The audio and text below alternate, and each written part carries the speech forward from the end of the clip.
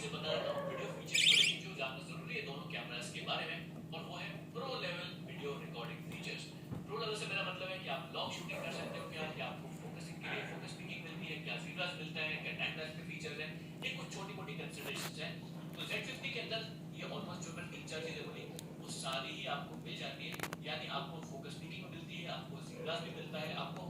Technically long shooting नहीं मिलती, but उसका एक इंटरनल फ्लैट प्रोफाइल है जिसमें आप शूट कर सकते हो, और उसके अलावा इंटरनल टाइम लैप्स रिकॉर्डिंग भी है जो आप टाइम लैप्स बनाने के लिए यूज कर सकते हो। कंपेयर करें अगर आप M50 Mark II के साथ में, तो वहां पर जीब्रास नहीं मिलता, वहां पर आपको फोकस पिकिंग डेफिनेटली मिलती है, लेकिन आई थिंक सिर्फ मैनुअल फोकस या मैनुअल मोड में वर्क करती है, या मैनुअल फोकस के लिए अपने काम करती है, तो वो आपको ध्यान रखना जरूरी है। टाइम लैप्स फीचर्स डेफिनेटली है, लेकिन कोई भी फ्लैट प्रोफाइल शूटिंग नहीं है, यानी अगर आप कलर ग्रेडिंग एक्सपेरिमेंट करना चाहते हो या फ्लैट प्रोफाइल पे शूट करके